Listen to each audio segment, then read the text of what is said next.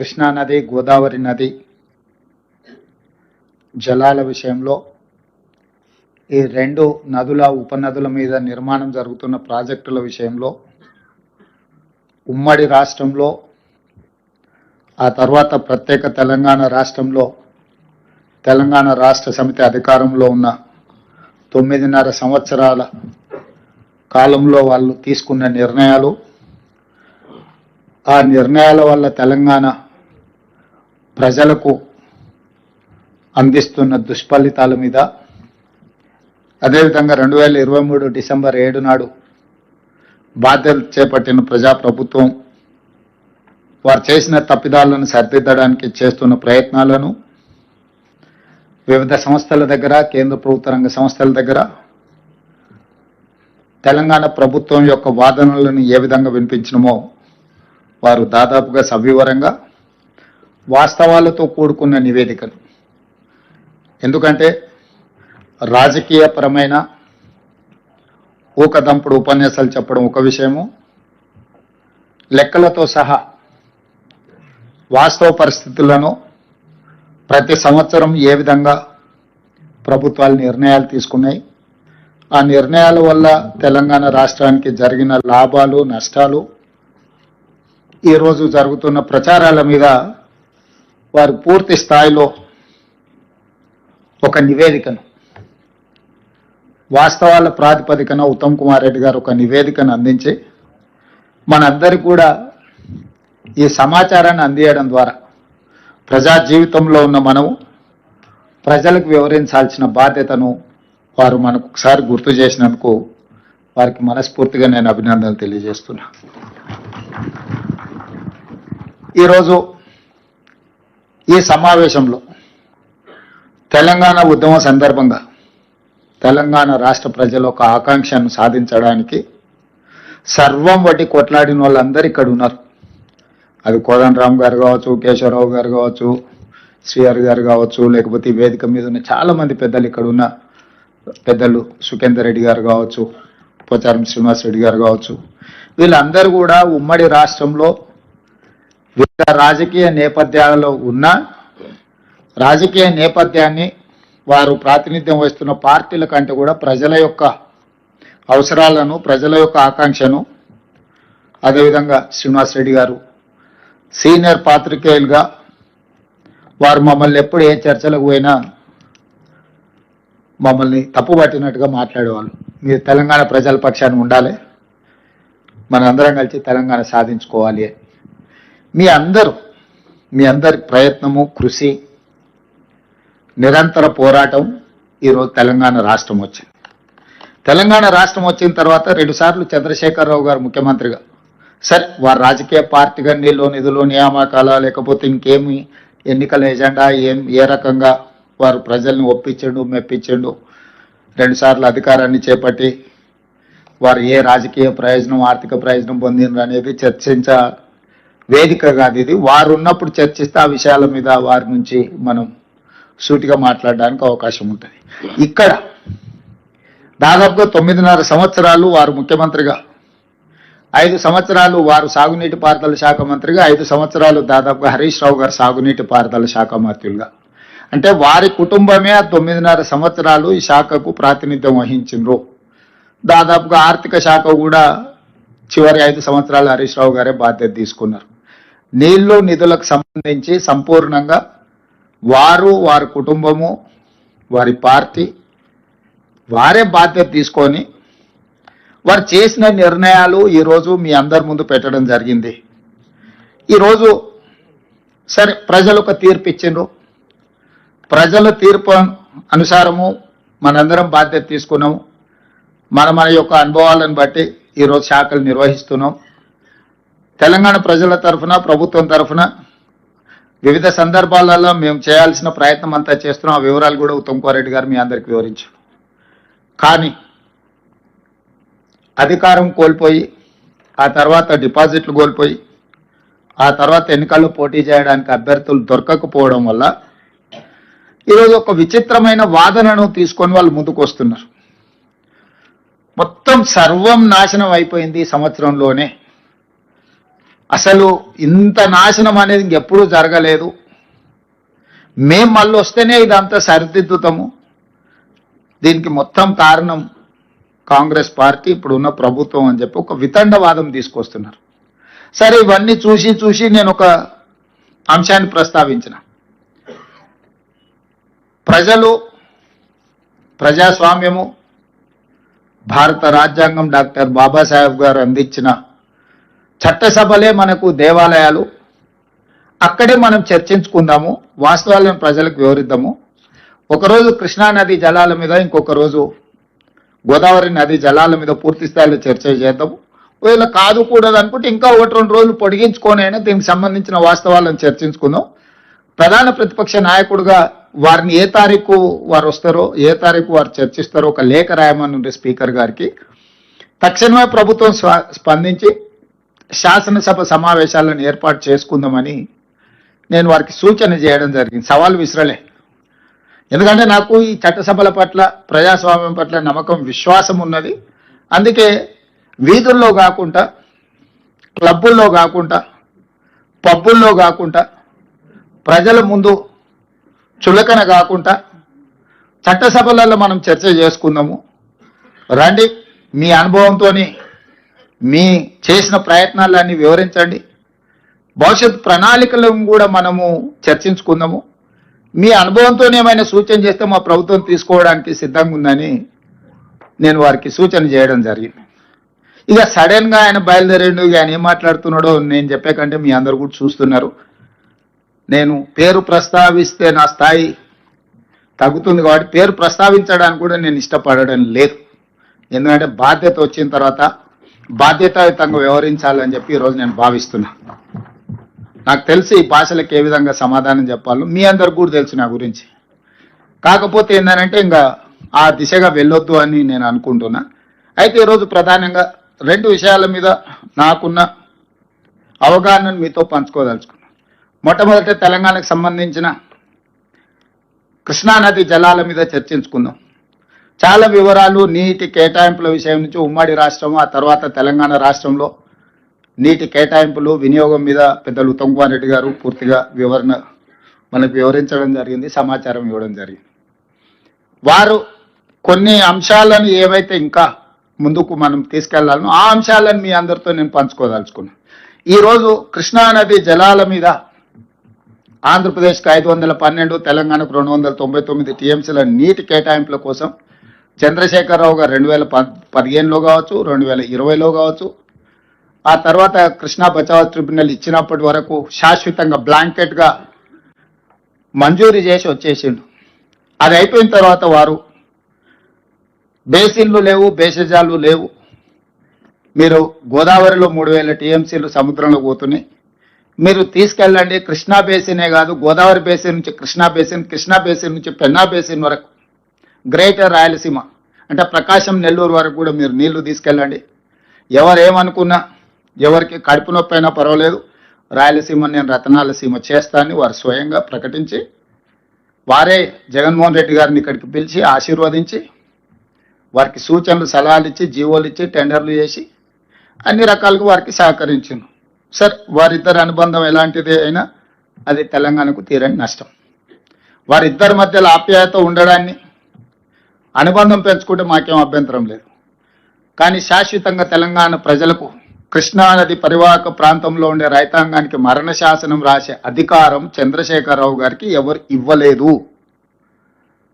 ప్రజల యొక్క హక్కులను కాపాడడానికి మాత్రమే ప్రజలు అధికారం ఇచ్చారు. ఆ అధికారాన్ని వినియోగించి తెలంగాణ రైతాంగం, తెలంగాణ ప్రజలకు శాశ్వత మరణ శాసనం రాసే అధికారం చంద్రశేఖరరావు గారికి ఎవరు ఇవ్వలేదు. వాస్తవంగా చంద్రశేఖరరావు గారు ఇంకొక విధంగా వాదించినుంటే ఈరోజు హైదరాబాద్ నగరానికి తాగునీళ్లు తెచ్చుకుంటున్నాం కృష్ణానది నుంచి. హైదరాబాద్ నగరంలో ఇతర రాష్ట్రాలతో పాటు ఆంధ్రప్రదేశ్ ప్రజలు కూడా దాదాపు 20% ఉన్నారు. అసలు ఉమ్మడి కోటా నుంచి హైదరాబాద్ నగరానికి తాగునీటి జలాలను సపరేట్ చేసిన తర్వాత మిగిలినవి పరివాహక ప్రాంతం మీద మనం పంపకాలు చేపడదాము అన్నుంటే అది చర్చ ఇంకొకలాగా ఉండేది. ఆ విధంగా వారు ఎప్పుడు చర్చించలే. అదేవిధంగా ఈరోజు ఉన్న ప్రాజెక్టులకు సంబంధించి మనము నష్టాన్ని ఒకటే కోణంలో చూస్తున్నాం, నేను రెండో కోణంలో కూడా చూస్తున్నా. ఆనాడు ఉమ్మడి రాష్ట్రంలో 2011 ఆనాడు చిన్నారెడ్డి గారు, డాక్టర్ మల్లు రవి గారు, డికే అరుణ గారు ఉమ్మడి రాష్ట్రంలో ప్రధానంగా పాలమూరు రంగారెడ్డి జిల్లాల కృష్ణా పరివాహక ప్రాంతంలో సాగునీరు తాగునీరు తీవ్రమైన సమస్య ఉన్నదని మాట్లాడితే ఆ రోజు ఉమ్మడి రాష్ట్రంలోనే కిరణ్ కుమార్ రెడ్డి గారు ముఖ్యమంత్రి ఉన్నప్పుడు పాలమూరు రంగారెడ్డి ఎత్తిపోతల ప్రాజెక్టుకు ప్రభుత్వం ఆనాడు సర్వేలు జీవోలు ఇచ్చి ప్రాజెక్టు నిర్మించాలి, రోజుకు 2 టీఎంసీల నీళ్లు తీసుకోవాలి, జూరాల నుంచి తీసుకోవాలని చెప్పి ఆ రోజు స్పష్టంగా నివేదిక ఇవ్వండి అని చెప్పి సర్వేకు ఆదేశాలు ఇవ్వడం జరిగింది. ఈ రోజు చంద్రశేఖరరావు గారు జూరాల నుంచి పాలమూరు రంగారెడ్డి ఎత్తిపోతల ప్రాజెక్టును శ్రీశైలంకు తరలించడం వల్ల జరిగిన నష్టాన్ని నేను వివరించదలుచుకున్నా. ఈ రోజు అది తుంగభద్ర కావచ్చు, లేకపోతే కృష్ణానది కావచ్చు, భీమా కావచ్చు, నదులు ఉపనదుల నుంచి ఏ వచ్చినా మహబూబ్ నగర్ జిల్లాలో గద్వాల్ అలంపూర్ ప్రాంతంలో మొట్టమొదటి తెలంగాణ రాష్ట్రంలోకి నీళ్లు వస్తాయి. ఆ నీళ్లు తెలంగాణ రాష్ట్రంలోకి వచ్చిన ఎంబడే ఒడిసి పట్టుకొని తెలంగాణకు తెచ్చుకుని ఉంటే ఈరోజు ఆంధ్రప్రదేశ్ ప్రభుత్వం శ్రీశైలం బ్యాక్ వాటర్స్ నుంచి పోతిరెడ్డిపాడు కావచ్చు, హంద్రిని కావచ్చు, ముచ్చమరి కావచ్చు, మల్యాల కావచ్చు, కేసీ కెనాల్కు కావచ్చు, ఏమైనా వెలుగొండ కావచ్చు, ఏ ప్రాజెక్టులకైనా నీళ్లు మనం వదిలితేనే వాళ్ళకి దొరుకుతుండే.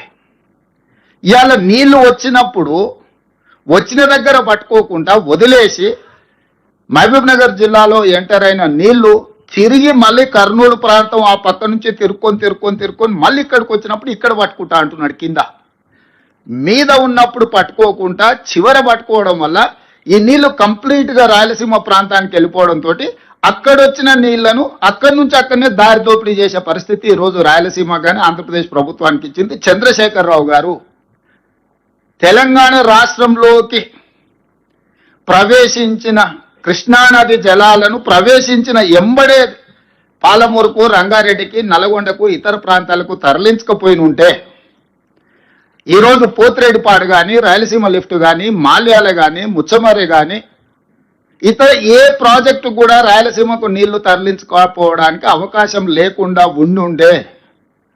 కానీ జూరాల దగ్గర కడతారా, నువ్వు చదువుకున్నావని చిన్నారెడ్డి గారిని శాసనసభలో చంద్రశేఖరరావు గారు అవహేళన చేసి అవమానించే విధంగా మాట్లాడింది శాసనసభలో, నాకు బాగా గుర్తుంది. ఆ రోజు చిన్నారెడ్డి గారు, మీరు శ్రీశైలం బ్యాక్ వాటర్స్ నుంచి పాలమూరు రంగారెడ్డి ఎత్తిపోతల లిఫ్టులు పెట్టకండి, ఖర్చుతో కూడుకున్నది, మీరు జూరాల నుంచి ఇటు నుంచి ఇట్టే తరలించుకుంటే మనకు ప్రయోజనం అని ఆ రోజు చిన్నారెడ్డి గారు అంటే, చిన్నారెడ్డి గారిని చాలా వారు సౌమ్యులు కాబట్టి స్వయం వెనక్కి తిరగానులే అంత అవమానకరంగా మాట్లాడు. వారు ఆ రోజు చేసిన సూచన ప్రకారం ఈరోజు జూరాల నుంచే మనం నీళ్లు తెలంగాణకు తెచ్చుకుని ఉంటే ఈరోజు ఇన్ని నీళ్లు కొల్లగొట్టడానికి ఆంధ్రప్రదేశ్ ప్రభుత్వానికి అవకాశమే లేకుండే. నెంబర్ 1, చంద్రశేఖరరావు గారు అహంకారపూరితమైన అవినీతితో కూడుకున్న ఆలోచనలతో చేసిన నిర్ణయాలు ఈరోజు కృష్ణానది పరివాహక ప్రాంత రైతాంగానికి, ప్రజలకు ఒక మరణ శాసనం రాసింది. ఇది నెంబర్ 1. నెంబర్ 2, ఈరోజు ఆంధ్రప్రదేశ్కి 512 టీఎంసీల నీళ్లు వాడుకోవడానికి కృష్ణా డెల్టాలో ఎక్కువ ఆయకట్టు ఉంది. కిందికి వెళ్ళాలి, కృష్ణా గుంటూరు ఆ పక్కకి వెళ్ళాలి ఆ నీళ్లు వాడుకోవాలంటే. అప్పుడు ఆ నీళ్ళు ఏంది, శ్రీశైలం దాటాలి, నాగార్జున సాగర్ దాటాలి, పులిచింతల దాటాలి, ఆ తర్వాతనే కింది కృష్ణా డెల్టాకు వెళ్ళాలి. అట్లా చేయడం వల్ల భూగర్భ జలాలు తెలంగాణలో పెరగడానికి అవకాశం ఉంది. ప్రతి సందర్భంలో ఆ నీళ్లు ఎంతో కొంత మన వాట తీసుకోవడానికి అవకాశం ఉంది.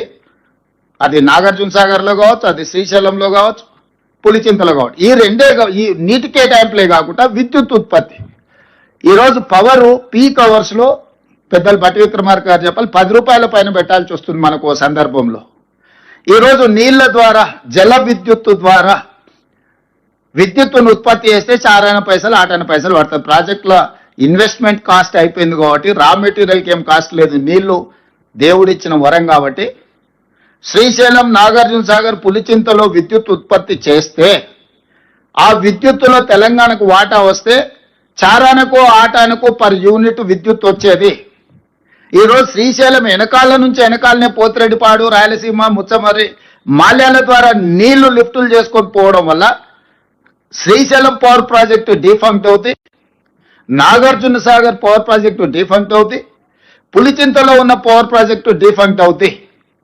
మీరు కేవలం నీళ్ల తీసుకెళ్లడం ద్వారా వ్యవసాయానికి జరిగే నష్టాన్ని మనం ఆలోచన చేస్తున్నాం, కానీ చారానకో ఆటానకో యూనిట్ దొరికే పవర్ ప్రాజెక్ట్స్ కూడా డిఫంక్ట్ అవడంతో 10 రూపాయలకు పర్ యూనిట్ కొనుక్కునే పరిస్థితి తెలంగాణకు వస్తే, ఒకవేళ 10 రూపాయలు పెట్టినా విద్యుత్తు దొరకని పరిస్థితి వస్తే విద్యుత్తు పరంగా కూడా తెలంగాణకు తీరని నష్టం జరుగుద్ది.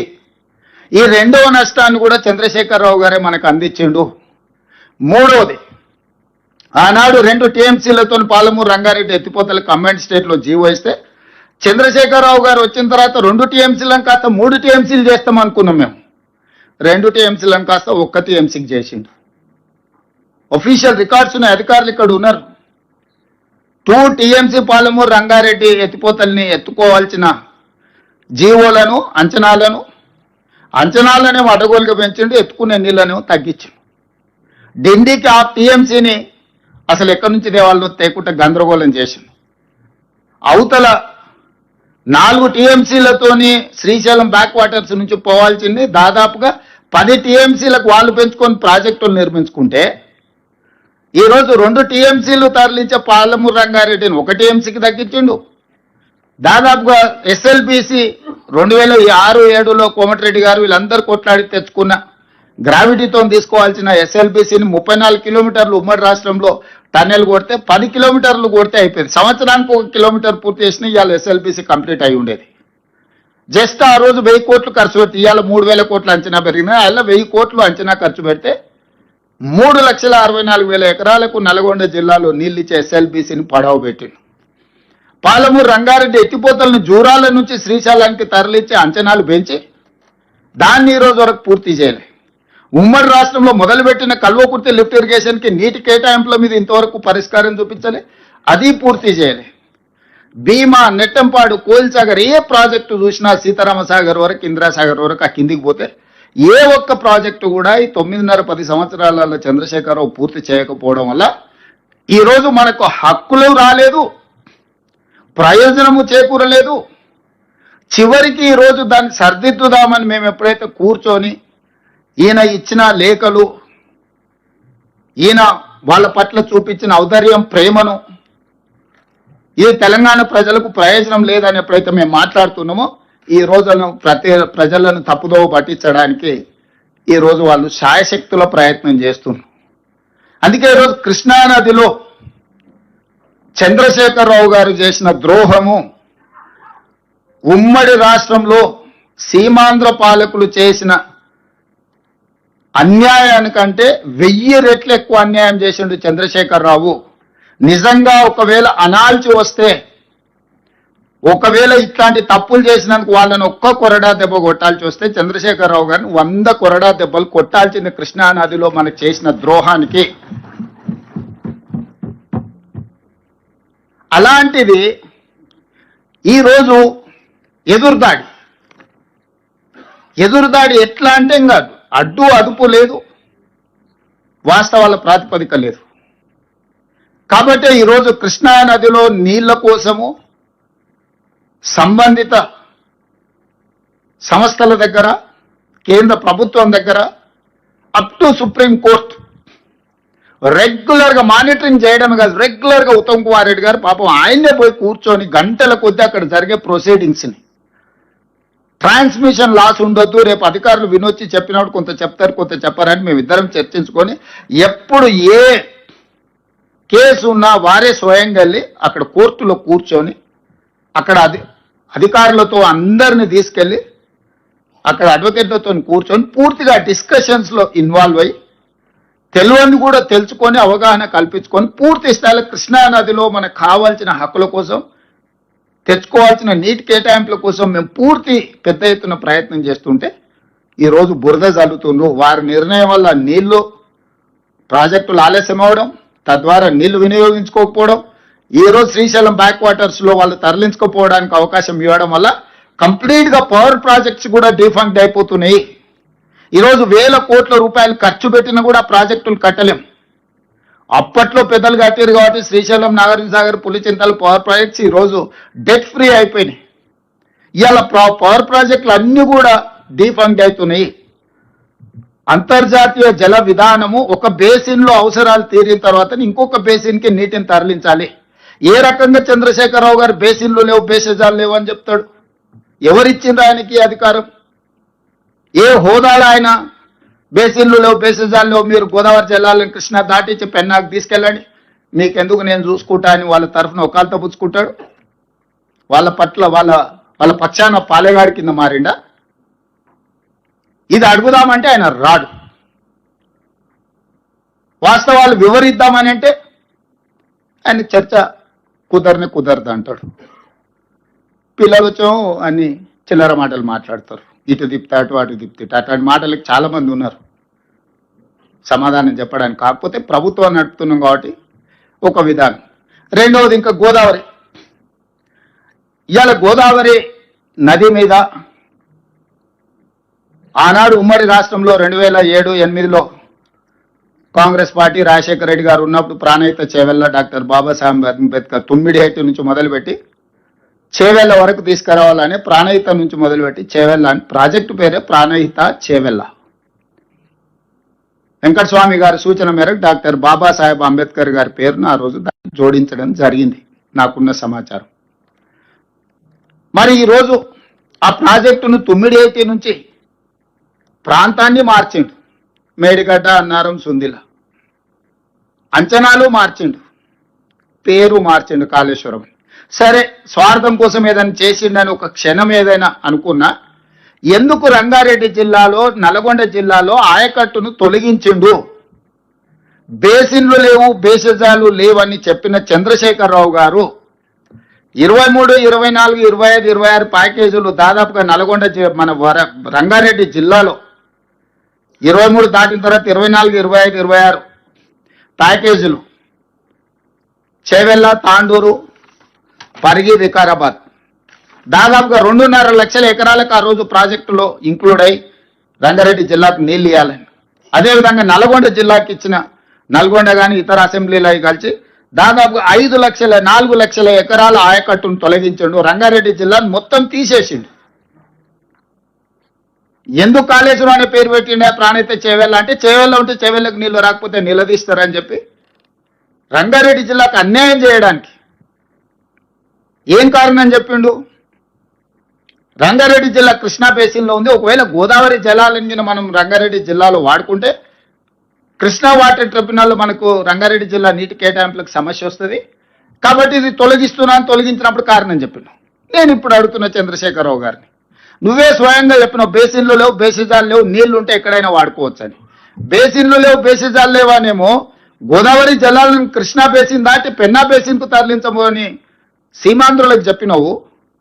కానీ కృష్ణా బేసిన్ కానుకోనున్న, గోదావరి బేసిన్ కానుకోనున్న కృష్ణ ఉమ్మడి రాష్ట్రంలో స్పష్టంగా చట్టంలోనే పెట్టింది అన్నాడు. ఇట్లాంటి సమస్యలు వస్తాయి కాబట్టి చట్టంలో 11th షెడ్యూల్లో నీటి కేటాయింపులకు సంబంధించి స్పష్టంగా 11వ షెడ్యూల్లో స్పష్టంగా ఈ చట్టం 2014 రాష్ట్ర పునర్విభజన చట్టంలో ఇట్లాంటి తలమాసిన వాళ్ళు ఉంటారు, తలాతోక లేకుండా మాట్లాడతారు. భవిష్యత్తులో ఇది సమస్య కాకూడదని స్పష్టంగా చెప్పారు. ఏం చెప్పిండ్రు? పనులు నడుస్తున్న ప్రాజెక్టుల కార్యనిర్వహణ, కృష్ణా మరియు గోదావరి నదులపై మున్ముందు చేపట్టబోయే ప్రాజెక్టు పనులకు సంబంధించి సదరు ప్రాజెక్టులు ఉన్న భూమి ప్రాంతం ఏ రాష్ట్ర ప్రభుత్వ అధికార పరిధిలో ఉంటుందో ఆ రాష్ట్ర ప్రభుత్వానికి వాటి బాధ్యత ఉంటుంది. స్పష్టంగా పాయింట్ నెంబర్ 8లో స్పష్టంగా రాష్ట్ర పునర్విభజన చట్టంలో పార్లమెంట్లో శాసనం చేసిండ్రు. ప్రాణహిత నుంచి చేవెళ్లకు, గోదావరి బేసిన్ నుంచి కృష్ణా బేసిన్కు తరలించుకోపోవడానికి ఆనాడు 2008లో ఏదైతే టెండర్లు పిలిచి పనులు మొదలుపెట్టిండ్రు. 24, 25, 26 ప్యాకేజీల పనులు జరిగినాయి, కొన్ని 100 కోట్లు ఖర్చు అయినాయి. వాటిని మీరు ఎందుకు తొలగించారు చంద్రశేఖరరావు గారు? ఎవరు ఈరోజు మీరు సమాధానం చెప్పాలి కదా. ఆంధ్రప్రదేశ్ గోదావరి జలాలను తరలించుకోపోవడానికి బేసిన్లు లేవు, బేసిజాలు చేయవని చెప్పిన నువ్వు తెలంగాణ రంగారెడ్డి జిల్లా, నల్గొండ జిల్లాకు గోదావరి జలాలను ఇయ్యడానికి అది గోదావరి బేసిన్ కృష్ణా బేసిన్కు తీసుకురావడానికి వీలు లేదని చెప్పి నువ్వే కదా తొలగించింది. దీనికి మీరు సమాధానం చెప్పాలి కదా చంద్రశేఖరరావు గారు. ఈరోజు ఏం అన్యాయం చేశారు? చేవెళ్ళ, తాండూరులో, వికారాబాదులో, పరిధిలో ఆనాడు మొత్తం ఎమ్మెల్యేలను నిన్నే గెలిపించారు కదా. పార్లమెంట్ కూడా ఆ రోజు నీ చేతుల్లోనే ఉండే కదా, చెవెళ్ళ పార్లమెంటు. ఓట్లన్నీ నీకేస్తే ఆనాడు కాంగ్రెస్ ఇచ్చిన ప్రాణైతే చేవెళ్లలో దాదాపుగా 2.5 లక్షల ఎకరాలు, కొడంగల్ కూడా నీళ్లు ఇస్తాను 2009 ఎన్నికలలో రాజశేఖర రెడ్డి గారు మాట ఇచ్చారు ప్రచారంలో వచ్చి. ఈ గోదావరి జలాలను కొడంగల్ శాసనసభ నియోజకవర్గం వరకు కూడా పొడిగిస్తాము గోదావరి జలాలని. రాయలసీమకు సంబంధించిన, ఆంధ్రప్రదేశ్కు సంబంధించిన ఆనాటి ముఖ్యమంత్రి రాజశేఖర రెడ్డి గారు చేవెళ్లకు, వికారాబాద్కు, తాండూరుకు, పరిగికి, కొడంగల్కు గోదావరి జలాలు ఇస్తా అని టెండర్లు పిలిచి ప్రాజెక్టులు ప్రారంభించి 100 కోట్ల రూపాయలు ఖర్చు పెడితే తెలంగాణ జాతిపితనని పదే పదే చెప్పుకోవడానికి ప్రయత్నం చేస్తావు కదా. ఎందుకు వీటిని తొలగించినవు? దీనికి సమాధానం చంద్రశేఖరరావు గారు అయితే చెప్పాలి కదా, మనం ఆలోచన చేయాలి కదా. ఈరోజు ఎటి తిప్పిన తుమ్మిడిహట్టి నుంచి తీసుకొస్తే గ్రావిటీతోని శ్రీపాద ఎల్లంపల్లికి వస్తాయి. పైనుండే నీళ్ళని పైననే పట్టుకొని పైనుంచి కిందికి ఇచ్చుకుంటూ రావాలా అనేది కాంగ్రెస్ విధానం. దాంతో తక్కువ ఖర్చు అయితే, విద్యుత్ తక్కువ అవుతుంది, తద్వారా మెయింటెనెన్స్ కాస్ట్ తగ్గుతుంది. శ్రీపాద ఎల్లంపల్లికి తీసుకొచ్చిన తర్వాత అక్కడి నుంచి ఎస్ఆర్ఎస్పి నుంచి తర్వాత ఉండే కొండపోచమ్మ కావచ్చు, రంగనాయక సాగర్ కావచ్చు, లేకపోతే మల్లన్న సాగర్ కావచ్చు, మిగతా ఏ రిజర్వాయర్లు అయినా నింపుకొని అది రంగారెడ్డి జిల్లా వరకు తేవాలనేది ఆనాటి ప్రణాళిక. ఇటువైపు నల్గొండ దిక్కు తీసుకెళ్ళాలి, ఇటువైపు రంగారెడ్డికి తేవాలి, ఉమ్మడి మెదక్కు తేవాలి. వీటన్నిటిని కూడా ఆనాడు పెట్టుకున్న లెక్క ప్రకారం ఆదిలాబాద్లో 1,56,000 ఎకరాలు, కరీంనగర్లో 1,71,000 ఎకరాలు, మెదక్ జిల్లాలో 5,19,000 ఎకరాలు, నల్గొండకు 2,29,000 ఎకరాలు, నిజామాబాద్కు 3,04,000 ఎకరాలు, రంగారెడ్డికి 2,46,000 ఎకరాలతో నీళ్ళు ఇవ్వాలని ఆ రోజు కాంగ్రెస్ పార్టీ ప్రాజెక్టును చేసింది. ఇప్పుడు నల్లగొండ కోతలు విధించినావు, రంగారెడ్డి జిల్లాను పూర్తిగా తొలగించినావు. ఏంది కారణం అంటే గోదావరి జిల్లాలు కృష్ణా బేసిన్కు తీసుకెళ్తే బేసిన్లో పంచాయతీ వస్తుంది, బేసిన్లో పంచాయతీ వస్తే మళ్ళీ కృష్ణా వాటర్ ట్రిబ్యునల్ మనకు నీటి కేటాయింపులప్పుడు అన్యాయం జరుగుతుంది. ఇది ఒక లాజిక్ చెప్పిండు. పోనీ ఈ లాజిక్నే పట్టుకుందాం కోసేపటికి. రాయలసీమకి బేసిన్లలో బేసిజాలు లేవని మమ్మల్ని అందరినీ తిడుతుంది కదా. నువ్వు వాళ్ళ గొప్పల కోసం, వాళ్ళ మెప్పు కోసము మమ్మల్ని తిట్టకుంటే తిట్టి మొత్తం తెలంగాణ హక్కులను, నీళ్లను తాకట్టు పెట్టి చేసిన తప్పులకు ప్రజలకు శిక్ష ఇచ్చినప్పుడు మౌనంగా నన్ను ఉండాలి. మళ్ళీ బజారెక్కి నోటికొచ్చింది మాట్లాడి ఈరోజు వితండవాదం చేస్తున్న పరిస్థితుల్లో ఉత్తమ్ కుమార్ రెడ్డి గారు ఈ వివరాలన్నిటిని కూడా తెలంగాణ సమాజానికి, మీ ద్వారా తెలంగాణ సమాజానికి నిజమైన ప్రతినిధులుగా మీరు అందరు తెలంగాణ ప్రజలకు వివరించాలన్న ఆలోచనతోని ఇందులో ఒక చిన్న లెక్క చెప్తా. ఉమ్మడి రాష్ట్రంలో కాంగ్రెస్ పార్టీ ఇచ్చిన నీళ్లు, దాని ధర దాదాపుగా 54 లక్షల ఎకరాలకు మనం నీళ్లు ఇస్తే ఎకరాకు నీళ్లు ఇవ్వడానికి మనం పెట్టిన ఖర్చు 93,000. చంద్రశేఖరరావు గారు వచ్చినాక 15 లక్షల ఎకరాలకు నీళ్లు ఇస్తే 1 ఎకరాకు 11 లక్షల రూపాయల పైన ఖర్చు పెట్టింది. మేము ఆనాడు 54 లక్షల ఎకరాలకు కాంగ్రెస్ పార్టీ తెలంగాణలో నీళ్లు ఇచ్చింది. ఆ నీళ్లకు మనం పెట్టిన ఖర్చు ఎకరాకు 93,000. బీసీ రేషియో అన్నారు కదా, కాస్ట్ బెనిఫిట్ రేషియో అని ఉత్తమ్ కుమార్ రెడ్డి గారు చెప్పారు కదా. ఆ లెక్కల ప్రకారము మనం పెట్టిన ఖర్చు 93,000 ఎకరాకైతే ఈరోజు చంద్రశేఖరరావు గారి యొక్క ధనదాహము 11,47,000 దాదాపుగా ఖర్చు అయింది. 11.5 లక్షల రూపాయలు పర్ ఎకర్ ఖర్చు పెట్టింది. 15 లక్షల ఎకరాలకు నీళ్ళు ఇచ్చినట్టే 1,81,000 కోట్ల రూపాయలు ఇప్పటికే పేమెంట్ జరిగింది. 2 లక్షల కోట్ల రూపాయలు చంద్రశేఖరరావు కాంట్రాక్ట్లకు ఖర్చు పెడితే 1000 కోట్లతో పూర్తి ఎస్ఎల్పిసి పూర్తి కాలే, 400-500 కోట్లతో పూర్తి బీమా కానీ, నెట్టంపాడు కానీ, కోల్సాగర్ కానీ ఏ ప్రాజెక్టు పూర్తి కాలే. ఉమ్మడి రాష్ట్రంలో పెండింగ్ ఉన్న ప్రాజెక్టులు తెలంగాణ రాష్ట్రం వచ్చిన తర్వాత ఒక్క ప్రాజెక్ట్ అయినా పూర్తి చేసిన చంద్రశేఖరరావు గారిని చర్చకు రమ్మని నేను అడుగుతున్నా. ఒకవేళ నువ్వు ఉమ్మడి రాష్ట్రంలో అన్యాయం జరిగిందని ఏదైతే చెప్పినావు, ప్రత్యేక రాష్ట్రంలో నువ్వు ఏదైనా ఒక్క ప్రాజెక్ట్ అని 100% ఇదైంది, ఇది నేషనలైజ్ చేసిన, దీన్ని డెడికేట్ చేసిన. మేమన్న పోతే, నేను ఉత్తమ్ కుమార్ రెడ్డి గారు పోతే, సిఆర్ పాటిల్ గారు తీసి 11 ఏఐబిపి ప్రాజెక్టులు తెలంగాణలో ఉన్నాయి. అంటే ఏఐబిపి అంటే కేంద్ర ప్రభుత్వం 90% నిధులు ఇస్తారు, 10% మనం ఖర్చు పెడితే సరిపోద్ది. 11 ప్రాజెక్టులు ఇన్కంప్లీట్ ప్రాజెక్టులు ఉన్నాయి మీ తెలంగాణ రాష్ట్రంలో. మీకు మేము నిధులు ఇస్తే కూడా మీరు ఖర్చు పెట్టి పూర్తి చేసుకోకపోతే మీరు ఎట్లా నడుపుకుంటారు మీ రాష్ట్రాన్ని అని చెప్పి ప్రాజెక్టులు తీసి మా చేతిలో పెడితే, ఇక మేము జరిగిపోయిన దానికి ఇక జరిగిపోయింది అని చెప్పి కొత్తగా మేము ఒక టార్గెట్ పెట్టుకొని కంప్లీట్ చేసుకొని వస్తాం వీటిని అని చెప్పి మేము చెప్పాల్సి వచ్చింది. తల దించుకోవాల్సిన పరిస్థితి. ఏఐబిపి ప్రాజెక్టులు స్టేట్ గవర్నమెంట్ ఫండ్స్ పెట్టాల్సిన పనులు జస్ట్ ఫోకస్ పెడితే చాలు. ఎందుకంటే వాటి మీద ఫోకస్ ఎందుకు పెట్టలేదా అంటే, దాని మీద ఫోకస్ పెడితే సార్కి వచ్చే ఆదాయం ఏం లేదు. కాంట్రాక్టర్లకు మాత్రమే పనులు చేసిన పనులకు బిల్లులు ఇస్తే అక్కడికక్కడ సరిపోతుంది కాబట్టి సార్కు దాని మీద తీరిక లేదు, ఫోకస్ లేదు. అందుకే ఈరోజు ఈ అన్ని వాస్తవాలను మీ దృష్టిలో పెట్టి చివరికి ఆయన పదే క్లబ్, పొద్దుపూట అయితే క్లబ్బుల్లో, రాత్రి అయితే పబ్బుల్లో చర్చ చేద్దామని చాలా ఉబలాట పడుతున్నాడు. ఒక సూచన చేయదలుచుకున్న చంద్రశేఖరరావు గారికి, మీరు సుదీర్ఘమైన అనుభవం ఉంది, ప్రజా జీవితంలో ఉన్నారు, 40 సంవత్సరాలు. మీ అనుభవాన్ని పరిగణలోకి తీసుకుంటాం, మీ ఆలోచనలని తెలంగాణ ప్రజలకు సూచన కింద ప్రయోజనం చేకూరే విధంగా ఇస్తే తప్పకుండా వాటిని రాష్ట్ర ప్రభుత్వం ఆమోదిస్తుంది. మీరు ఏ తారీఖు చెప్పినా శాసనసభ సమావేశాలు, శాసన మండలి సమావేశాలు ఏర్పాటు చేస్తాం. అన్ని రాజకీయ పార్టీల ప్రజాప్రతినిధులను వాళ్ళ సూచనలు తీసుకుంటాం. అసెంబ్లీకి స్పీకర్ గారు అనుమతితో ఎక్స్పర్ట్స్ని కూడా పిలవడానికి ఒక స్కోప్ ఉంది. అడ్వకేట్ జనరల్ నుంచి ఎక్స్పర్ట్స్ని ఏదైనా ఒక సబ్జెక్ట్ ఉన్నప్పుడు శాసనసభలో అంతేనా సికేంద్రని పిలవచ్చు కదా. కౌన్సిల్ చైర్మన్ గారు కూడా చెప్తున్నారు, ఇట్లాంటి ప్రత్యేకమైన సందర్భంలో ఎక్స్పర్ట్స్ని కూడా హౌస్లోకి రప్పించవచ్చు, వాళ్ళ ఆలోచనలు కానీ వాళ్ళ సూచనలు కానీ తీసుకోవచ్చు అంటున్నారు. తెలంగాణ రాష్ట్ర ప్రభుత్వం సిద్ధంగా ఉంది. రాజకీయ పార్టీలుగా, ప్రజాప్రతినిధులుగా మనకు భిన్నాభిప్రాయాలు ఉన్న ఎక్స్పర్ట్స్ ఒపీనియన్ కూడా శాసనసభలో ప్రజలకు వినిపిద్దాం. ఇది ఒక మార్గం. ప్రజాస్వామ్యం పట్ల నమ్మకం ఉన్న వాళ్ళకు, విశ్వాసం ఉన్న వాళ్ళకు, మనల్ని ఎన్నుకున్నదే ప్రజలు, చట్టసభల సమస్యల మీద చర్చించి వాటికి ఒక పరిష్కారం చూపించాలా. ప్రజలు కూడా ఒక అవగాహన కల్పించే బాధ్యత ప్రజలు మనకి ఇచ్చిండ్రు. నా మొట్టమొదటి ఆప్షన్ శాసనసభ సమావేశాలు. మీరు ఎప్పుడు స్పీకర్ గారికి లేఖ రాసినా మేము చర్చలకు ప్రభుత్వం వైపు నుంచి కూడా మేము సానుకూలంగా స్పందిస్తాం. శాసనసభలో, శాసన మండలిలో కృష్ణానది జలాల మీద, గోదావరి నది జలాల మీద, ఉమ్మడి రాష్ట్రంలో జరిగిన నిర్ణయాల మీద, మీరు 9.5 సంవత్సరాల పరిపాలన తీసుకున్న నిర్ణయాల మీద, ఈ సంవత్సరన్నరలో మేము తీసుకున్న నిర్ణయాల మీద కూలంకషంగా సబ్జెక్టుల వారిగా చర్చిద్దాం, ప్రజలకు వివరిద్దాం.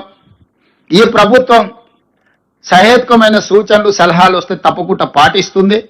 ఎక్స్పర్ట్స్ ఒపీనియన్ కూడా ప్రజలకు, ఇంతకుముందు భట్టి గారు చెప్పారు, ఎక్స్పర్ట్స్ని మనం అందరినీ కాన్ఫిడెన్స్లోకి తీసుకోవాలా, స్టేక్ హోల్డర్స్ని కాన్ఫిడెన్స్లోకి తీసుకోవాలన్నారు.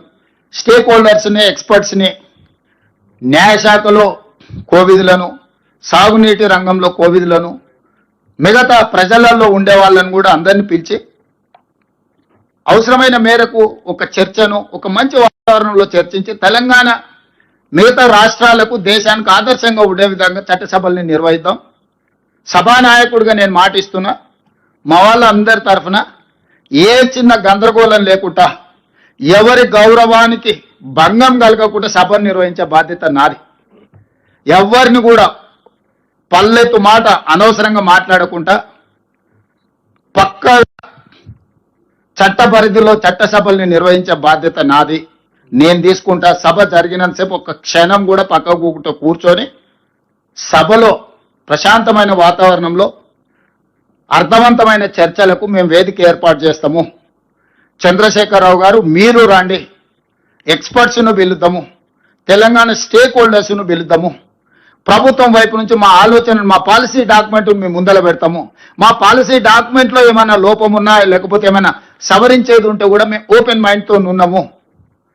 మేము వాటిని సవరించుకొని తెలంగాణ రాష్ట్ర రైతుల యొక్క హక్కులను శాశ్వతంగా, ఎందుకంటే ఇప్పుడు లైన్స్ డ్రాప్ కాబోతున్నది, లా సెటిల్ కాబోతుంది. ఈ టైంలో మనం తేరుకోకపోతే, ఈ టైంలో మనం సరైన దిశగా దీన్ని ఒక విధానపరమైన ఆలోచనతో ముందుకు పోకపోతే తెలంగాణకు నష్టం జరుగుతుంది. కాబట్టి 40 సంవత్సరాల ప్రజా జీవితంలో సుదీర్ఘమైన అనుభవం కలిగిన చంద్రశేఖరరావు గారికి నేను సాదరంగా ఆహ్వానం పలుకుతున్నాను. ఎందుకంటే వారు ప్రధాన ప్రతిపక్ష నాయకుడు కూడా. వారు ప్రధాన ప్రతిపక్ష నాయకుడు, వారి ఆరోగ్యం బాగుండాలి, ప్రజా జీవితంలో ఉండాలి, వారు ప్రజలకు ఉపయోగపడాలని నేనంటే వాళ్ళ కొడుకు వచ్చంటాడు, ఆయన ఎందుకు వానికిరాడు, ఆయన రాడు, ఆయనతో ఏం పని ఉందా? నేపాల్లో కూడా ఇట్లనే రాజ్యం రాలేదని చెప్పి AK-47 అని చెప్పి డిన్నర్ అని పిలిచిండు ఫ్యామిలీలు అందరినీ. AK-47 పెట్టి 16 మంది పడపడగాలు చేసిండు. ఇంక అందరూ వేరు కాబట్టి వాడు ఒకడే మిగిలిండు, వాడే రాజాడు నేపాల్కి. ఇట్లాంటివి ఆదర్శంగా తీసుకుంటారు. మేమేం చేస్తాం? మీ కుటుంబంలో ఏదైనా ప్రాబ్లం ఉంటే మీరు కూర్చోవాలి, కుటుంబ పెద్దలతోనో కుల పెద్దలతోనో కూర్చొని పంచాయతీ తెంచుకోవాలి. తమ్ముడి చెల్లెలకు పంచాయతీ ఉంటే, బాబామర్దులకు పంచాయతీ ఉంటే ఎవరినో ఒకరిని కుల పెద్దనో కుటుంబ పెద్దనో పిలుచుకొని పంచాయతీలు తెంచుకోవాలి. కానీ ఈ వీధి బాగోతాలేనే ఓ దిక్కు బావ, ఓ దిక్కు బామర్ది, ఇంకో దిక్కు చెల్లె, ఈయన గల్లీలంట ఆమె ఢిల్లీలంట. ఏంటిది? తెలంగాణ సమాజం గమనిస్తలేదా? ఈ వీధి బాగోతాలు మంచివి కావు. 10 సంవత్సరాల అధికారాన్ని చెలాయించిండ్రు. 10 సంవత్సరాల తర్వాత ప్రజలు ఒక తీర్పు ఇచ్చిండ్రు, స్పష్టమైన తీర్పు. ఆ తీర్పును గౌరవించండి. ఇక ఇదొక మార్గం. రెండవది, సరే మీ లైన్లకే కొంచెం వస్తా, ఎప్పుడో ఎక్కడికైనా వస్తా, ఎక్కడికైనా రామాట, ఎక్కడికొద్దు స్వామి, ఎర్రవల్లి ఫామ్ హౌస్కు నేనే మా మంత్రుల బృందాన్ని పంపిస్తా, ఏం ప్రాబ్లం లేదు. తారీఖు చెప్పు, మొత్తం ఈ సెటప్ అంతా తీసుకొని వస్తారు మా వాళ్ళు. ఎర్రవల్లి ఫామ్ హౌస్లోనే చర్చ పెడతాము. చంద్రశేఖరరావు గారి ఆరోగ్యం అంత గొప్పగా లేదు, రావడానికి ప్రయాణం చేయడానికి ఏమైనా ఆరోగ్యం సహకరించకపోతే మీరు కుర్చీ వేసుకొని అక్కడ కుర్చీలో కూర్చోండి. చంద్రశేఖరరావు గారు మొత్తం మాక్ అసెంబ్లీ అని తెలంగాణ ఉద్యమంలో కోదండరామ్ గారు నిర్వహించేవాళ్ళు. శ్రీనివాసరెడ్డి గారు కూడా అప్పుడు అందులో ప్రశ్నలు అడిగి మమ్మల్ని అందరినీ మాక్ అసెంబ్లీ నిర్వహిద్దాం ఎర్రవల్లి ఫామ్ హౌస్లోనే, మా మంత్రుల బృందాన్ని నేను పంపిస్తా, అన్ని వివరాలు చర్చించుకుందాం. కాదు కూడదు అని ఒకవేళ అంటే చంద్రశేఖరరావు గారు పిలిస్తే నేను కూడా వస్తా. నాకేం బేసిజాలు లేవు. నాకంటే సీనియర్ ఆయన పబ్లిక్ లైఫ్లో, ప్రజా జీవితంలో, అనుభవంలో చంద్రశేఖరరావు గారు. వారి ఆరోగ్యం సహకరిస్తలేదు, లేదు ముఖ్యమంత్రి గారు కూడా రావాల్సిందే. చర్చలు ముఖ్యమంత్రి లేకపోతే సమర్థవంతమైన అర్థవంతమైన చర్చలు జరగవు. ముఖ్యమంత్రి కూడా ఈ చర్చలు పాల్గొనాలి అని చంద్రశేఖరరావు గారు కోరుకుంటే ఎర్రవల్లి ఫామ్ హౌస్లో జరగబోయే ప్రజాప్రతినిధుల సమావేశానికి నేను కూడా వస్తాను. తారీఖు నిర్ణయించండి. క్లబ్బులు పబ్బులు అంటేనే మాకు కొంచెం ఇబ్బంది, మేము వాటికి దూరం మొదటి నుంచి. ఇప్పుడు కాదు, చదువుకునేటప్పటి నుంచి కూడా క్లబ్బులకు పబ్బులకు దూరము. ఈ తెలంగాణ వచ్చినప్పటి నుంచి వాటి మీద ఎన్నో బైక్ ఛాలెంజ్లు చేసినాం. గంజాయికి డ్రగ్స్కు వ్యతిరేకంగా ఎన్నో నిర్ణయాలు తీసుకున్నాం. ఈగలని ఈ డ్రగ్స్ను నియంత్రించడానికి, గంజాయిని నియంత్రించడానికి, గంజాయి బ్యాచ్లను అణచివేయడానికి ఒక ఒక ఒక స్ట్రాంగ్ ఆర్గనైజేషన్ ఎస్టాబ్లిష్ చేసినాము. ఈ డ్రగ్స్ గంజాయిని అమ్మే వాళ్ళని కానీ, వినియోగించే వాళ్ళని కానీ, రవాణా చేసే వాళ్ళను తెలంగాణ సరిహద్దులు దాటి లోపలికి రాకుండా ఉక్కు పాదంతో అణచివేస్తున్నాం. కాబట్టి క్లబ్బులు పబ్బుల కల్చర్కి నేను వ్యక్తిగతంగా వ్యతిరేకము. దయచేసి నన్ను క్లబ్బులకు పబ్బులకు పిలవద్దు.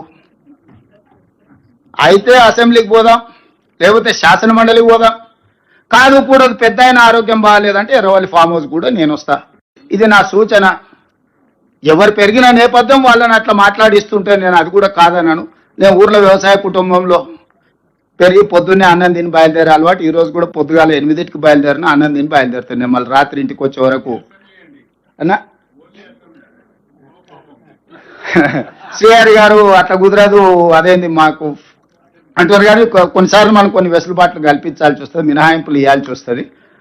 సో మినహాయింపులు ఇచ్చైనా సరే మనం చర్చ, అంటే నా ఉద్దేశం చర్చ జరగడం, ప్రజలకు వివరాలు అందించడం, వాస్తవాలను ప్రజలకు చేరవేయడమే మా యొక్క ఉద్దేశము. ఇక్కడ ఈ సమావేశాన్ని పెడితే ఒక మాజీ మంత్రి గారు ఫోన్ చేసి మా శ్రీధర్ బాబు గారికి అట్లెట్లా మీరు అక్కడ పెట్టుకుంటారు, మీరు పెట్టుకోవడానికి లేదు కదా అంటాడంట. ఇది ప్రజాభవన్. ఇక్కడ ప్రజలు వచ్చి రెగ్యులర్గా రిప్రజెంటేషన్స్ ఇస్తారు. ప్రజా సమస్యలకు పరిష్కారం కోసమే ఇది కట్టింది. ఇది ఘడి కాదు, కొద్ది మందికి పరిమితమైన వేదిక కాదు. ప్రజలు ఎవరైనా బాజాప్తా రావచ్చు, చెప్పుకోవచ్చు, ధర్మగంట కొట్టవచ్చు. ఇక్కడ ధర్మగంట కొడితే ప్రభుత్వం పలుకుతుంది, వాటిని పరిష్కరిస్తుందని. ధర్మగంట కొట్టడానికి రాజులు ఉన్నప్పుడు, రాజ్యాలు ఉన్నప్పుడు కూడా ధర్మగంట ఉండేది. పౌరులు వచ్చి ఆ గంట కొడితే ఏంది నీ సమస్య అని వినడానికి వేదిక ఉండేది. రాజరికంలో కూడా ధర్మగంట ఉండేది. అలాంటిది మీరు ధర్నా చౌక్ బంద్ చేస్తారు, ధర్మగంట బంద్ చేస్తారు, వీటిలల్లో గద్దరన్న లాంటి వాళ్ళకు ప్రవేశం నిషేధిస్తారు. వీటన్నిటిని బార్లా తెరిచి ప్రజలందరూ మేము ఆహ్వానించి ప్రభుత్వం అధికారికంగా ఇంతమంది ప్రజాప్రతినిధులను, అధికారులను పిలిచి సమావేశాన్ని ఏర్పాటు చేసుకుంటే హరీష్ రావు గారికి అభ్యంతరం. హరీష్ రావు గారు ఫోన్ చేసి మా శ్రీధర్ బాబు గారిని బెదిరిస్తున్నాడు, అట్లా పెట్టుకుంటారు మీరని. ఏంటి పద్ధతి? అంటే ఇప్పుడు ఏదైనా వాస్తవాలను వివరించడానికే ప్రజా వేదికలను మేము వాడుకుంటున్నాము. మేము వ్యక్తిగత ప్రయోజనాల కోసం దేన్ని వాడుకోవడం లేదు. ఇవాళ మీకు అన్ని కూడా వాస్తవాల ప్రాతిపదికన ఒక క్రొనాలజీ ప్రకారం మంత్రి గారు వివరించారు. దీన్ని ఒక నివేదిక రూపంలో, బుక్లెట్స్ రూపంలో కంప్లీట్గా నివేదిక తయారు చేసి రాష్ట్ర ప్రభుత్వం తరఫున వివరాలు అందరికీ కూడా అందించాలి. అదేవిధంగా బట్టి విక్రమార్క గారు చెప్పినట్టు ఎక్స్పర్ట్స్తోని, అదేవిధంగా స్టేక్ హోల్డర్స్తో కూడా మళ్ళొకసారి పవర్ పాయింట్ ప్రజెంటేషన్ కూడా పెట్టడానికి శాఖ మంత్రి గారు కొంత ఇనిషియేట్ చేయాలి. మూడవది ఇది అయిన తర్వాత పాత 10 ఉమ్మడి జిల్లాలకైనా పెద్దలు కోదండరామ్ గారు, కడియం శ్రీహరి గారు, కేశవరావు గారు లాంటి వాళ్ళు మొదటి నుంచి తెలంగాణ ఉద్యమంలో ఉండి హక్కుల కోసం కొట్లాడిన వాళ్ళు పాత ఉమ్మడి 10 జిల్లాలైనా కనీసం దీన్ని ప్రజలకు వివరించే విధంగా ఒక కార్యాచరణ తీసుకొని ప్రజలకు వివరిస్తే తెలంగాణ ప్రజలకు వాస్తవ పరిస్థితులు అవగాహనలోకి వస్తాయి. వాస్తవాలను వివరించిన వాళ్ళు అయితాము. గవినోళ్ళ శ్రీనివాస్ రాయలసీమ లిఫ్ట్ మీద వేసిన మా నారాయణపేట, మా దగ్గర నుంచి మేము శ్రవణ్ అని ఒకప్పుడు TV9 రిపోర్టర్, ఇప్పుడు అడ్వకేట్ ఇన్ సుప్రీం కోర్ట్, పర్సనల్గా తీసుకొని పర్సనల్ కెపాసిటీలో పోయి ఎన్జిటీలో కేసు వేయించి ఆనాడు స్టే తెచ్చిన తర్వాతనే రాష్ట్ర ప్రభుత్వం అందులో ఇంప్లీట్ పిటిషన్ వేసింది. సో ఇవన్నీ కూడా ప్రతి క్షణం పర్యవేక్షించుకుంటూ తెలంగాణ హక్కులను కాపాడడానికి మేము ప్రయత్నం చేస్తున్నాము. ఈరోజు ఆంధ్రప్రదేశ్ ముఖ్యమంత్రి గారికి కూడా వరద జలాలునే మేము తీసుకెళ్తామంటున్నారు. మరి అదే వరద జలాలు కాదు, నికర జలాలు, మిగులు జలాలు, వరద జలాలు ఏవైనా కావచ్చు. మా నల్గొండకు, మా రంగారెడ్డి జిల్లాకు తీసుకెళ్తే మీకు అభ్యంతరం ఏంది? నికర జలాలు గోదావరి బేసిన్లో 968, 518, 968 తెలంగాణకు, 518 ఆంధ్రప్రదేశ్కి పోతే ఎన్ని మిగిలినో తీస్తే దాంట్లో వరద జలాలలో ఎవరికి ఎంత వస్తుందో లెక్క కడతాం ప్రపోర్షనేట్గా, ప్రోరేటా ప్రకారం. మోరార్లెస్ ఎంత పర్సెంటేజ్ నికర జలాలలో ఉందో వరద జలాలలో కూడా మోరార్లెస్ ప్రోరేటా ప్రకారం ఒక హక్కు ఉంటుంది. ఆ హక్కు ప్రకారం వరద జలాలలో మాకెంత ఉందో ఆ వరద జలాల మీకెంత వస్తుందో ఒక లెక్క తెలుసుకున్న తర్వాత పైన మేము కట్టుకుంటాం, కింద మీరు కట్టుకున్నప్పుడు. ఇప్పుడు పైన మేము కట్టుకోకుండా, మా నీళ్లు మేము ఒడిసి పట్టుకోకుండా, చంద్రశేఖరరావు చేసిన పాపాల వల్ల, కాళేశ్వరం కూలిపోవడం వల్ల, చేవెళ్ల ప్రాంతాన్ని మినహాయించడం వల్ల ఆ నీళ్లు మిగిలిపోయి నీ కింద వరదలాగా కనిపిస్తుంది. మేము వాడుకుంటే మీకు వరద ఉందా, బురద ఉందా, ఏముందో తేలుతుంది కదా. ఫస్ట్ మా ప్రాజెక్టులు అన్నీ చేయండి, మా కంప్లీట్ చేసుకోనియండి. ఆయన 10 ఏళ్ళు నిధులు ఖాళీ అయిపోయినాయి కానీ నీళ్లు మాత్రం మాకు రాలే. ఇప్పుడు ఆయన కట్టిన 1,00,000 కోట్లు ఖర్చు పెట్టి నికరంగా కట్టిన కాళేశ్వరం కూలిపోయింది. కూలింది కాబట్టి ఏమైనా కొన్ని నీళ్ళు నీ కింద వరదలాగా కనిపిస్తుండొచ్చు, నేను కాదంటే లేను. అవి చర్చ చేద్దాము. ఫస్ట్ నికర జలాల మీద ఒక లెక్క ఉంది, 968, 518. ఆ లెక్క మీద మనం చర్చ చేయాల్సిన అవసరం లేదు. ఆ తర్వాత ఉండే మిగులు జలాలు, మిగులు జలాలలో మీ హక్కు ఏంది, మా హక్కు ఏంది. ఆ తర్వాత వరద జలాలు, ఆ వరద జలాల మీద మీ హక్కు ఏంది, మా హక్కు ఏంది. మేమేమేమి కట్టుకోవాలనుకుంటున్నాం, మీరేమేమి కట్టాలనుకుంటున్నారు. గోదావరి రివర్ మేనేజ్మెంట్ బోర్డు దగ్గర కూర్చుందాము, మాట్లాడుకుందాము. ఈ స్టేట్ రీఆర్గనైజేషన్ యాక్ట్ని ఫస్ట్ అధికారులతో చర్చ చేయాలి, ఆ తర్వాత మంత్రులతో చేయాలి, ఆ తర్వాత అపెక్స్ కౌన్సిల్ చేసుకోవడానికి అన్ని రకాల వెసులుబాట్లు చట్టంలోనే కల్పించిండ్రు. మీకు ఇన్ఫ్లుయెన్స్ ఉంది కదా, డైరెక్ట్ పైకి పోతా అంటే ఎట్లా? ప్రతి కేసు సుప్రీంకోర్టు వినదు. Sessions court, district court, high court, తర్వాత సుప్రీంకోర్టు. నువ్వు ఈ సిస్టమ్ అంతా తీసేసి అట్నుంచి వస్తాం మేము కిందికి, మాకు అధికారం ఉంది కాబట్టి, మోడీ మేము చెప్పింది వింటాడు కాబట్టి. న్యాయం అనేది కూడా ఒకటి ఉంటుంది. న్యాయపరంగా మేము కొట్లాడుతున్నాము. మేము మిగతా వాళ్ళలాగా రోడ్ ఎక్కి ఏది పడితే అది మాట్లాడతలేము, కానీ న్యాయపరంగా ఏం కొట్లాడాలనో, ఎవరెవరికి ఇవ్వాలనో, మన ఎన్విరాన్మెంట్ అండ్ ఫారెస్ట్లో మేము కంప్లైంట్ చేయడంతో వాళ్ళు పెట్టిన అప్లికేషన్ని తిప్పి పంపినరు. మేము అందరి దగ్గరికి వెళ్తున్నాము. మాకేం బాధ ఉందో చెప్తున్నాము అందరికి, డాక్టర్ల దగ్గరకు పోయి. ఏది కాదనుకున్నప్పుడు ఏం చేస్తాం, దానికి కూడా ఒక వ్యూహము ఎత్తుగడ ఉంటుంది కదా. వ్యూహం లేకుంటేనే ఇంత దూరం వచ్చినామా? ప్రజల సహకారం లేకుంటేనే కుర్చీ వరకు చేరుకున్నామా? ఈ ప్రభుత్వాన్ని ఏర్పాటు చేసినామా? తెలంగాణ ప్రజల హక్కులను కాపాడటానికే కదా తెలంగాణ రాష్ట్రం ఇచ్చింది కాంగ్రెస్ పార్టీ. తెలంగాణ రైతుల హక్కులకు అన్యాయం జరుగుతుంటే చూసుకుంటూ కూర్చుంటుందా కాంగ్రెస్ పార్టీ? మీరేంది మాకు చెప్పేది? సలహా ఇవ్వండి, సూచన చేయండి, సహేతుకమైన విధానంతో ముందుకు రండి. అసూయతోని, అక్కస్తోని, అహంభావంతో, అహంకారంతో ఏం మాటలు అవి? అట్లాంటి మాటలకు సమాధానం చెప్పడానికి మా దగ్గర లేరనుకుంటుర్రా? మా ఒక్క మందుల సామెలు చాలు, మేము అందరం అక్కర్లేదు. ఒక మందుల సామెలు నువ్వు పంపిస్తే చాలు, నీకు నీ తాతకు 3 తరాలకు సమాధానం చెప్తాడు. అది కాదు కదా. మేమేదో గౌరవంగా చట్టసభలలో చర్చిద్దాము, రండి మీరు పెద్ద మనుషులు, మీరు మీ అనుభవాన్ని చెప్పుదు రండి అని మేము అంటుంటే అదేదో మా చేతకాంతనం అనుకొని తలా తోక లేకుండా మాట్లాడితే తోక కత్తిరించే తెలుసు. ఒకవేళ నీకు తెలవకపోతే మీ నాయన అడుగు, ఏం చేస్తే ఏమైందో మీ నాయన ఇప్పుడు ఏడున్నాడు. నాకు చికాకు కలిగించొద్దు. నాకు చికాకు కలిగిస్తే మళ్ళీ అది బాగుండదు. నేను చదవడం మొదలు పెడితే మళ్ళీ అది మంచి కూడా ఉండదు. ఏదేమైనా కృష్ణా నది జలాలలో, గోదావరి నది జలాలలో తెలంగాణ హక్కులను ఎవ్వరికి తాకట్టు పెట్టము. ఎంతటి వారు వచ్చినా ఎవరితోనైనా నిటారుగా నిలబడి కొట్లాడతాము.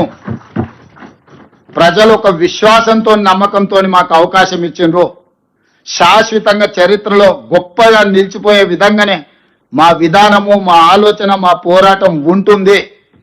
ఎవరి వ్యక్తుల కోసం ప్రజల హక్కులను తాకట్టు పెట్టము. ఎవరు ఎదురుగా ఉన్నా తెలంగాణ ప్రజల హక్కుల విషయంలో దేవుడే వచ్చి ఎదురుగా నిలబడ్డా, నిటారుగా నిలబడి కొట్లాడతాము. వ్యక్తులు అనేది మర్చిపోండి.